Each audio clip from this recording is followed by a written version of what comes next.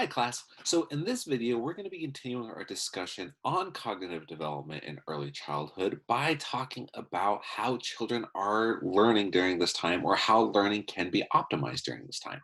Now, as I mentioned before in an earlier video, learning is getting much more sophisticated during this time. So children are entering that pre-operational thought where their thinking is becoming more symbolic. However, keep in mind that they're still struggling with any sort of logical thinking or reasoning, but learning during this time is still very, very important. And children are learning so much information during this period of development. Now, when we talk about learning in early childhood, we are going to be focusing on Lev Vygotski's social cultural theory of cognitive development. Now, this is a very important theory and a very influential theory in learning because it argues that learning does not occur in isolation, that it's not just the child who is naturally learning all of these new skills and all of this new information.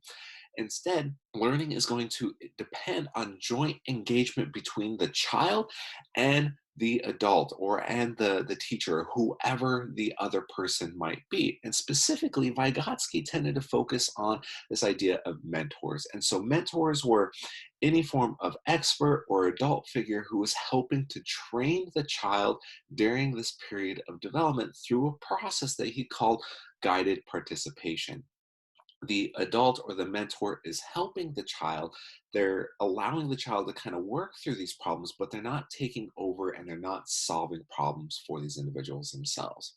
And so, associated with this are things like the zone of proximal development and scaffolding. And we'll get into what these are here momentarily, but these are all very, very important tools to keep in mind when teaching young children various topics. You want to make sure you are teaching them at an age appropriate level, that they are able to understand what is going on. And we'll get into these here in a moment. But let's go ahead and take a little bit of time and focus on mentors. Now, if you have any interaction with children, or if you've had interaction with children, or if you have children yourself, or know somebody with young children, you know that children are very, very curious and they're very observant. They're constantly watching what's going on and they're always asking questions. And one of the most popular questions is, why? Why are you doing this? Why does this do this way? Why is the sky blue? Why do I have to stay home? Why can't we go outside? Why can't we go to the store? And so, especially the situation we're in right now, might be a very trying experience for parents because children are going to be asking a lot of questions. And rather than going to school or daycares or kindergarten during this period of development, children are now staying home. And this is probably why we're seeing a lot of those memes out there about parents kind of losing their minds about their kids being home all the time, is because they are constantly asking questions and they're trying to seek answers and seek out information from more experienced individuals who Vygotsky considered to be these mentor figures. Now, ideally, children are going to learn best through this process of guided participation. And here, what is going on is that the mentors, the experts, the parents, the teachers, whoever these mentors might be, they're offering assistance without taking over. And that's a very, very important thing to keep in mind, is that they are working with the child. They're allowing the child to engage with the material, to process and work through the material, and they're not taking over themselves. They're not completely pushing the child out of the way and doing or solving the problem for the child. Instead, they are encouraging motivation and saying, you're doing so good, keep it up, like, keep going, you're doing well, focusing on that motivation, but they're also there to help add crucial information. So if the child is starting to struggle, rather than taking over for the child, they can provide them with that guided participation. They can provide them with that additional information they need to help them be successful. And so an example of this could be working with a age appropriate puzzle with a small child. Now, instead of, pushing the child out of the way and solving the puzzle yourself, you want to help the child through this process. So let them know that, well, maybe this piece isn't going to fit here because the colors don't match up. Or maybe you're looking for a puzzle piece that has this type of shape. Or when puzzles have these corner pieces, that means they're going to be in a very specific part of the puzzle. So you're providing them with that crucial information, that guided participation. And that's a very, very effective way to help children learn during this time. Now, something that Vygotsky put forward that is very influential and still used by a number of educators today is something called the zone of proximal development. And with the zone of proximal development, or ZPD for short, mentoring and guided participation is going to be optimized if it's going to be tailored and appropriate for the child. And so here you don't want the task or the behavior or the problem to be too difficult, and you don't want it to be too easy. You kind of want it to be in that sweet spot where it's just right, kind of think of like Goldilocks and the Three Bears. You want that just right scenario, because if you're working with a child and the problem is too easy, they're going to get bored. There's not going to be any growth going on because they're not being challenged. If you're working with a child and you give them a problem that is way too hard, it's an age inappropriate problem, it's something that they are just cognitively not ready to deal with, or it's just something that they don't have that skill with to properly work through, then they're going to get very, very frustrated. And learning's also not going to occur because they're going to almost shut down. It's going to be very difficult for them.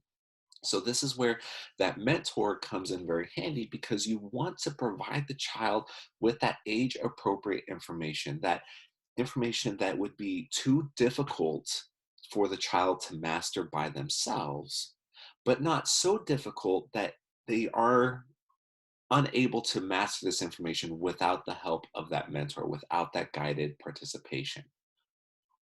Another way of thinking about this zone of proximal development is that learning is going to be optimized when it is focusing on those skills that are too difficult for the child to master by themselves. But if there's a mentor there who can offer guidance and encouragement, then the child is going to be able to learn that information and to master that information. Because if you're focusing on what is too early or too easy or what is known, learning's not going to occur. And if you're focusing on what is not known, learning is also not going to occur. It's going to be very much too difficult if you're at this high end for the child to learn.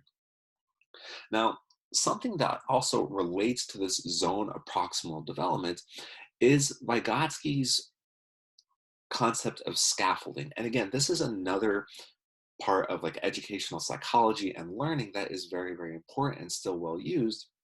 And with scaffolding, experts are responding contingently to the novice's behavior. So, what that means is that the expert is not necessarily changing the difficulty unless the child is ready for that change to occur. Their behaviors, their interactions are contingent or dependent on the child's understanding and mastery of that information. And with the novice or the child, they're gradually increasing their understanding of a problem over time. So let's break this down. So if we look at scaffolding, we have this very, very basic starting level where the performance is going to be very, very low on the part of the child. And so an example of this could be a new type of math problem. So anytime you're trying to teach a child a math problem, you're not going to give them the problem and expect them to solve this right away. Instead, what might happen was you provide the child with an example, and then you, as the mentor or as the teacher, do that problem for them. So you start by showing them this is how it's done. Then you step it up slightly by then giving them another problem and then helping them work through that step by step by step. Once you believe that the child or the novice has mastered that information with you're working with them step by step by step, then you give them another opportunity to demonstrate their learning, maybe with a different problem, but now they have to do it by themselves, but you're still there to answer any questions that they may have. Once you feel that the child has then mastered that point where they can start to kind of do some of these things by themselves, then you can give them a slightly more difficult problem and try and assess whether or not learning has occurred. Are they able to take all of the skills that they learned during this process where they watched the teacher do this? They worked very closely with the teacher.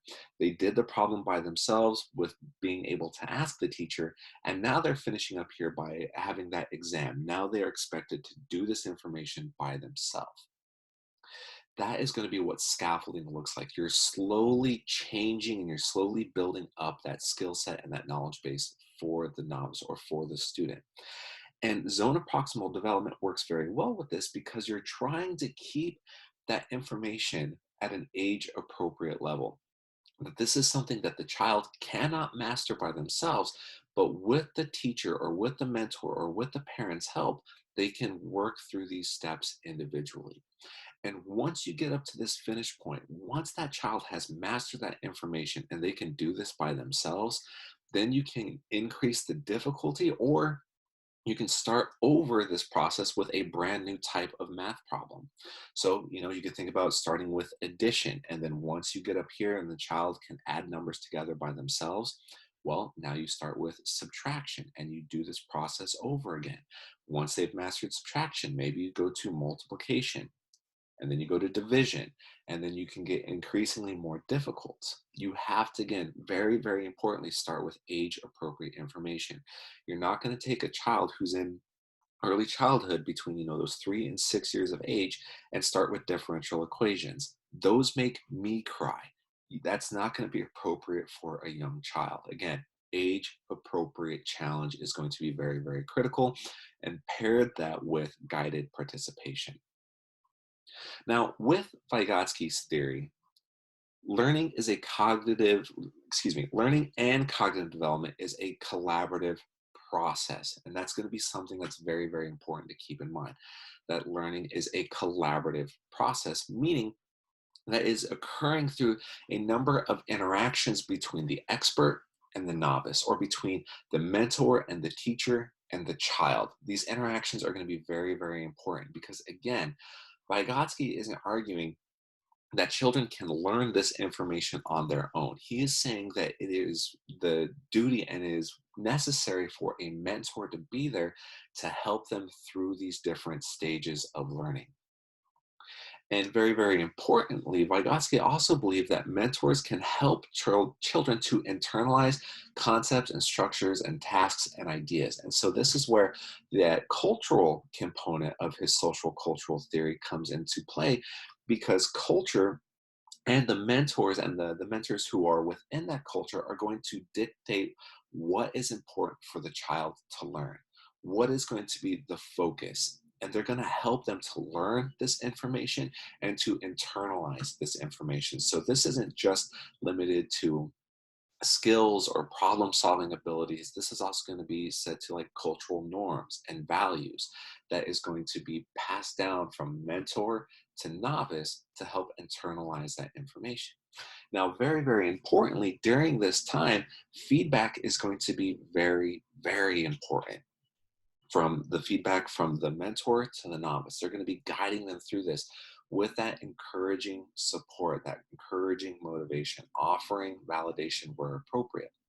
But something that I want you to keep in mind with respect to feedback, or something that I want you to consider, is whether or not there's a difference by providing a child feedback by saying, "You are so smart," compared to "You put in a lot of effort." And this is important to consider because, according to Carol Dweck's theory on mindset, one of these messages is going to be focusing on ability, whereas the other message is going to be focusing on effort. And this is going to facilitate the development of either a fixed or a growth mindset. Now, a fixed mindset, or depending on where you're reading, this might be referred to as an entity mindset. A fixed mindset is when a child tends to believe that ability is a stable trait, that if they fail, then they're not good enough. That's just not something that they are meant or able to do. And if an individual has a fixed mindset, they may also believe that if they need to put in effort, then they're not very good at it.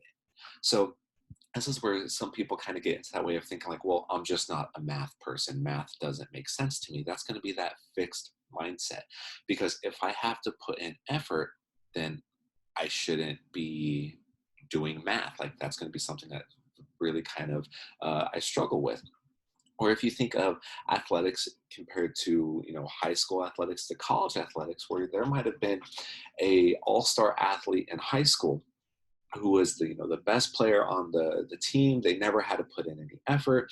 Once they get to that collegiate level, and now they have to actually put in effort, they're no longer the best person on the team. It no longer just comes naturally to them. If they have a fixed mindset, they might start to think that, well, I'm just not good enough, I'm not supposed to be doing this, or if I have to put in effort, this isn't something that I should be doing. Now, on the other side, having a growth, or depending on where you read, an incremental mindset is going to focus on the idea that ability is changeable.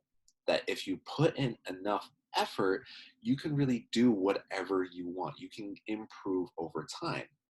And that if you fail, that just means that I'm not good enough yet, that I can try again, that I can keep working at it, that I can change my study habits, or I can change how much that I practice. There's much more control on the part of the individual with a growth mindset. And ultimately, the belief here is that if I put in more effort, then I'm going to have what it takes to be successful.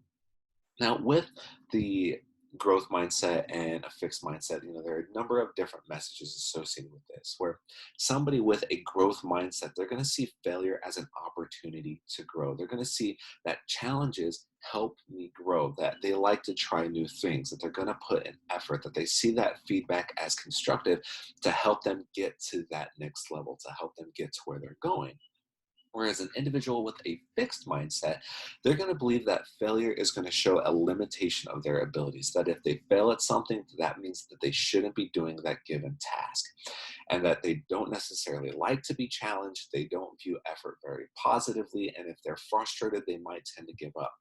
Individuals with a fixed mindset might also believe that if they receive any sort of feedback or criticism, then that means that they are just not good at that task. Whereas somebody with a growth mindset is going to see that feedback as somebody, say like a mentor or an expert, providing them with that feedback that they need to improve.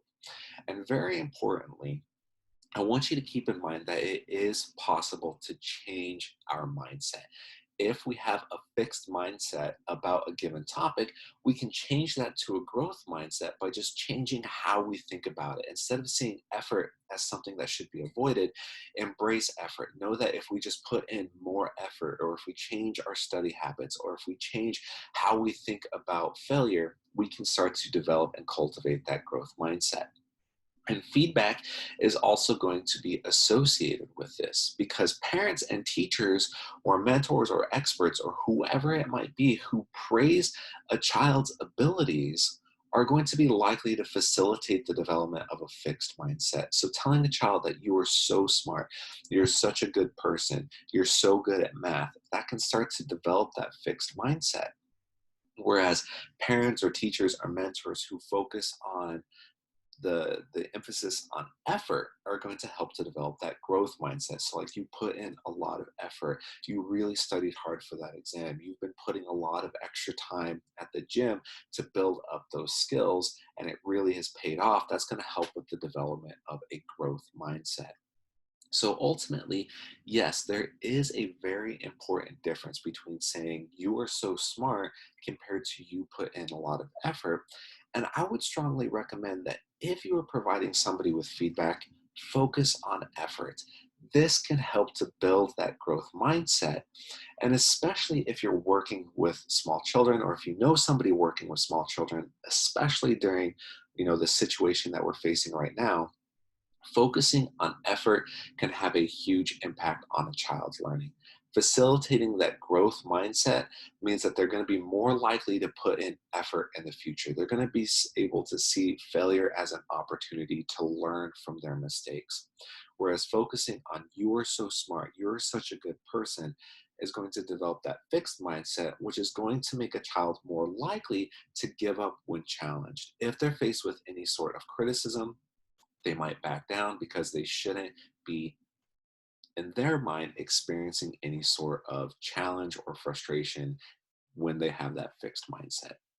So, in sum, when we're talking about learning and specifically focusing on Vygotsky's social cultural theory, mentors are going to be very, very important for learning, specifically because they are allowing for that guided participation, and they're scaffolding problems and different programs and skills and techniques to be appropriate for children. They're helping to build them up over time to get them to that endpoint, to that level of mastery. And with this social cultural theory, the big thing here is that learning is a collaborative process, that the culture and the mentor is going to dictate what information is going to be important, what information is going to be emphasized, and subsequently, what information is going to be internalized and adopted by the child.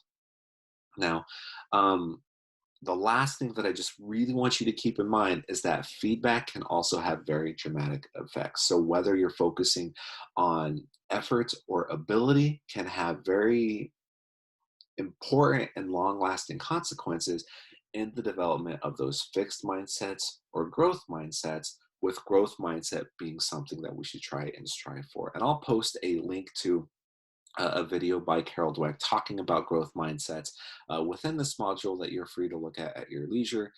If you have any questions about the information covered in this video, please let me know. Otherwise, I'll see you soon.